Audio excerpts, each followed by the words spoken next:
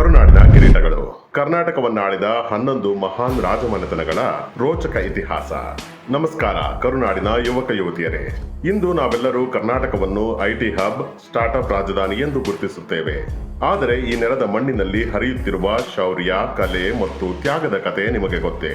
ಕೇವಲ ಕತ್ತಿ ಗುರಾಣಿಗಳ ಯುದ್ಧಗಳಷ್ಟೇ ಅಲ್ಲ, ಜಗತ್ತಿಗೆ ಮಾದರಿಯಾದ ಪ್ರಜಾಪ್ರಭುತ್ವ, ಅಚ್ಚರಿ ಮೂಡಿಸುವ ವಾಸ್ತುಶಿಲ್ಪ ಮತ್ತು ಬೆರಗುಗೊಳಿಸುವ ಸಾಮ್ರಾಜ್ಯಗಳನ್ನು ಕಟ್ಟಿದ 11 ಪ್ರಮುಖ ರಾಜಮನೆತನಗಳ ರೋಚಕ ಇತಿಹಾಸದ ಕಡೆಗೆ ಇಂದು ನಾವು ಪ್ರಯಾಣ ಬೆಳೆಸಲಿದ್ದೇವೆ. ಬನ್ನಿ, ನಮ್ಮ ಹೆಮ್ಮೆಯ ಕರುನಾಡಿನ ಗತವೈಭವದ ಪುಟಗಳನ್ನು ತಿರುವಿ ಹಾಕೋಣ. ಮೌರ್ಯರು.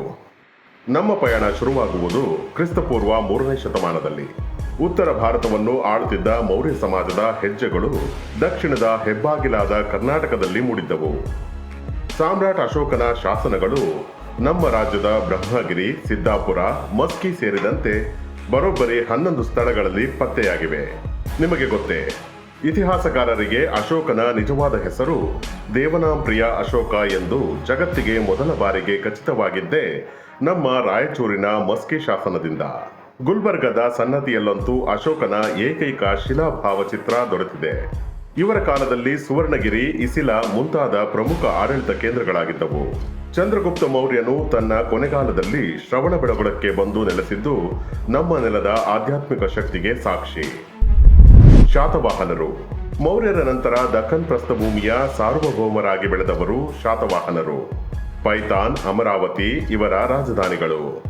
ಇವರ ಪ್ರಬಲ ದೊರೆ ಗೌತಮಿ ಪುತ್ರ ಶಾತಕರ್ಣಿಯ ಆಳ್ವಿಕೆ ಎಷ್ಟು ಶಕ್ತಿಯುತವಾಗಿತ್ತೆಂದರೆ ಈತನ ಕುದುರೆಗಳು 3 ಸಮುದ್ರಗಳ ನೀರನ್ನು ಕುಡಿಯುತ್ತಿದ್ದವು ಎಂದು ಶಾಸನಗಳು ಬಣ್ಣಿಸಿವೆ.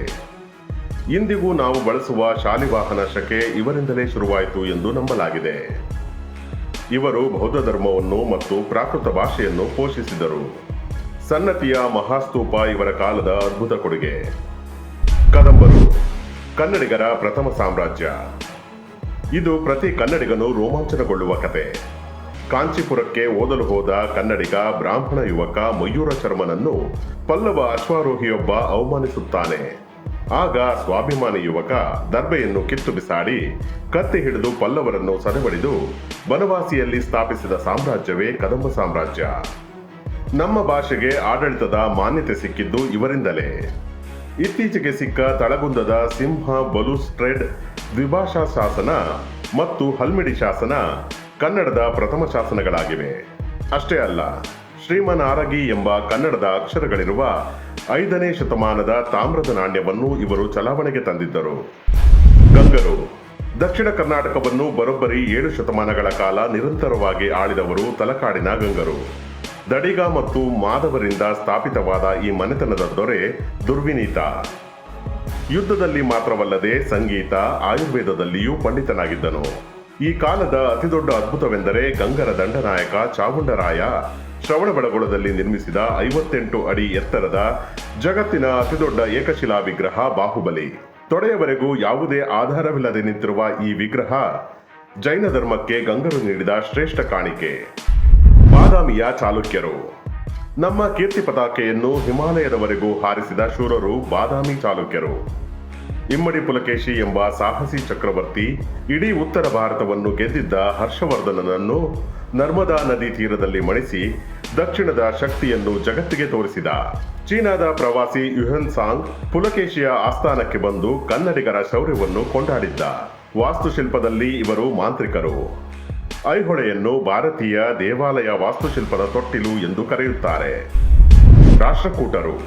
ಬಾದಾಮಿ ಚಾಲುಕ್ಯರನ್ನು ಮೀರಿಸಿ ದಕ್ಕನ್ ಆಳಿದವರು ಮಾನ್ಯಕೇಟದ ರಾಷ್ಟ್ರಕೂಟರು. ದಂತಿದುರ್ಗನಿಂದ ಸ್ಥಾಪಿತವಾದ ಈ ಸಾಮ್ರಾಜ್ಯ ಅದೆಷ್ಟು ಪ್ರಬಲವಾಗಿತ್ತೆಂದರೆ ಅರಬ್ ಪ್ರವಾಸಿ ಸುಲೈಮಾನ್ ರಾಷ್ಟ್ರಕೂಟ ಸಾಮ್ರಾಜ್ಯವನ್ನು ವಿಶ್ವದ 4 ಅತ್ಯಂತ ಶ್ರೇಷ್ಠ ಸಾಮ್ರಾಜ್ಯಗಳಲ್ಲಿ ಒಂದು ಎಂದು ಬರೆದಿದ್ದಾನೆ. ಇವರ ದೊರೆ 1ನೇ ಕೃಷ್ಣ ಎಲ್ಲೋರಾದಲ್ಲಿ ಮೇಲಿನಿಂದ ಕೆಳಕ್ಕೆ ಬಂಡೆ ಕೊರೆದು ನಿರ್ಮಿಸಿದ ಕೈಲಾಸನಾಥ ದೇವಾಲಯ ಜಗತ್ತಿನ ಇಂಜಿನಿಯರಿಂಗ್ ಅದ್ಭುತ. ಇನ್ನು ಅಮೋಘ ವರ್ಷ ನೃಪತುಂಗ ಕದನಗಳಿಗಿಂತ ಸಾಹಿತ್ಯಕ್ಕೆ ಒತ್ತು ಕೊಟ್ಟು ಕನ್ನಡದ ಪ್ರಥಮ ಲಕ್ಷಣ ಗ್ರಂಥ ಕವಿರಾಜ ಮಾರ್ಗವನ್ನು ನೀಡಿದ. ಕಲ್ಯಾಣದ ಚಾಲುಕ್ಯರು. ಕಲ್ಯಾಣ ಅಂದರೆ ಇಂದಿನ ಬಸವ ಕಲ್ಯಾಣ ಇವರ ರಾಜಧಾನಿ. ಇವರ ದೊರೆ 6ನೇ ವಿಕ್ರಮಾದಿತ್ಯನ 50 ವರ್ಷಗಳ ಆಳ್ವಿಕೆಯನ್ನು ದಕ್ಷಿಣ ಭಾರತದ ಇತಿಹಾಸದಲ್ಲಿ ಕಲೆ ಸಾಹಿತ್ಯದ ಸುವರ್ಣಯುಗ ಎನ್ನುತ್ತಾರೆ. ಇವನ ಹೆಸರಿನಲ್ಲೇ ಚಾಲುಕ್ಯ ವಿಕ್ರಮ ಶಕೆ ಆರಂಭವಾಯಿತು. ಇವನ ಆಸ್ಥಾನದಲ್ಲಿದ್ದ ವಿಜ್ಞಾನೇಶ್ವರ ಮಿತಾಕ್ಷರ ಎಂಬ ಹಿಂದೂ ಕೌಟುಂಬಿಕ ಕಾನೂನು ಗ್ರಂಥ ರಚಿಸಿದರೆ, ರಾಜ ಮೂರನೇ ಸೋಮೇಶ್ವರ ಮಾನಸೋಲ್ಲಾಸ ಎಂಬ ಭಾರತದ ಪ್ರಥಮ ವಿಶ್ವಕೋಶವನ್ನೇ ಬರೆದ. ಇದರಲ್ಲಿ ಸಂಗೀತ, ಆಡಳಿತದಿಂದ ಹಿಡಿದು ಪಾಕಶಾಸ್ತ್ರದವರೆಗೂ ಎಲ್ಲಾ ಮಾಹಿತಿ ಇದೆ. ಕಲ್ಯಾಣಿಯ ಕಲಚೂರಿಗಳು, ಬಸವಣ್ಣ, ಅನುಭವ ಮಂಟಪ, ವಚನಕಾರರ ಸಭೆ. ಇತಿಹಾಸದಲ್ಲಿ ಕೇವಲ ಯುದ್ಧಗಳಲ್ಲ, ಮಾನವ ಹಕ್ಕುಗಳ ಕ್ರಾಂತಿಯೂ ನಡೆಯಿತು. ಕಲ್ಯಾಣಿಯ ಕಲಚೂರಿ ದೊರೆ ಬಿಜ್ಜಳನ ಆಳ್ವಿಕೆಯ ಕಾಲವು ಜಗತ್ತಿನ ಇತಿಹಾಸದಲ್ಲೇ ಮಹತ್ವದ್ದು. ಏಕೆಂದರೆ ಆತನ ಪ್ರಧಾನಮಂತ್ರಿಯಾಗಿದ್ದವರು ವಿಶ್ವಗುರು ಬಸವಣ್ಣ. ಮಡಿವಾಳ ಮಾಚಿದೇವ, ಅಕ್ಕಮಹಾದೇವಿ, ಅಂಬಿಗರ ಚೌಡಯ್ಯರಂತಹ ಎಲ್ಲಾ ವರ್ಗದ ಶರಣರನ್ನು ಸೇರಿಸಿ ಬಸವಣ್ಣನವರು ಕಟ್ಟಿದ ಅನುಭವ ಮಂಟಪ ಜಗತ್ತಿನ ಪ್ರಪ್ರಥಮ ಸಾಮಾಜಿಕ ಸಂಸತ್ತು. ಯುರೋಪಿನಲ್ಲಿ ಪ್ರಜಾಪ್ರಭುತ್ವದ ಕನಸು ಬೀಳುವ ಎಷ್ಟೋ ಮುಂಚೆ ನಮ್ಮ ಕರುನಾಡಿನಲ್ಲಿ ವಾಕ್ ಸ್ವಾತಂತ್ರ್ಯ, ಕಾಯಕವೇ ಕೈಲಾಸ ಮತ್ತು ಲಿಂಗ ಸಮಾನತೆ ಅನುಷ್ಠಾನದಲ್ಲಿತ್ತು. ಹೊಯ್ಸಳರು, ಬೇಲೂರು, ಹಳೆಬೀಡು, ಹುಲಿಸಳನ ಲಾಂಛನ.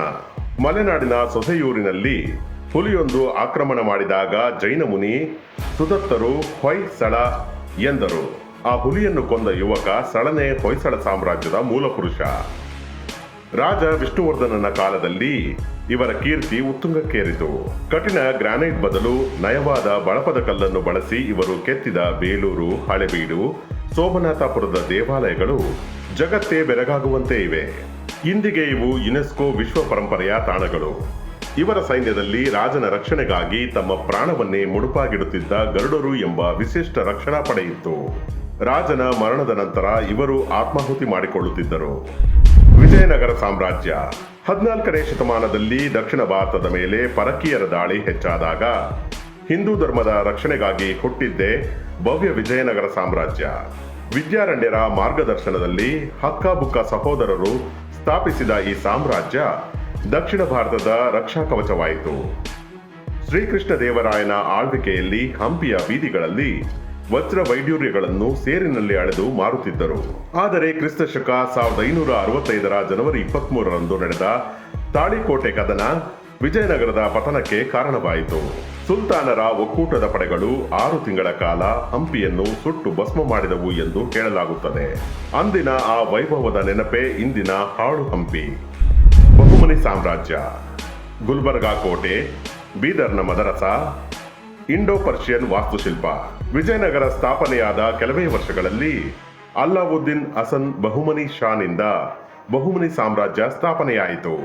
ಗುಲ್ಬರ್ಗಾ ಹಾಗೂ ಬೀದರ್ ಇವರ ರಾಜಧಾನಿಗಳು. ಇವರ ಪ್ರಧಾನಮಂತ್ರಿ ಮೊಹಮ್ಮದ್ ಗವಾನ್ ಬೀದರ್ನಲ್ಲಿ ನಿರ್ಮಿಸಿದ ಬೃಹತ್ ಮದರಸ ಅಂತಾರಾಷ್ಟ್ರೀಯ ಇಸ್ಲಾಮಿಕ್ ವಿಶ್ವವಿದ್ಯಾಲಯವಾಗಿತ್ತು. ದಕ್ಷಿಣ ಭಾರತಕ್ಕೆ ಹೊಸ ಇಂಡೋ ಪರ್ಷಿಯನ್ ವಾಸ್ತುಶಿಲ್ಪ ಶೈಲಿಯನ್ನು ತಂದವರು ಇವರೇ. ನಂತರ ಇದು 5 ಶಾಹಿ ಮನೆತನಗಳಾಗಿ ಒಡೆಯಿತು.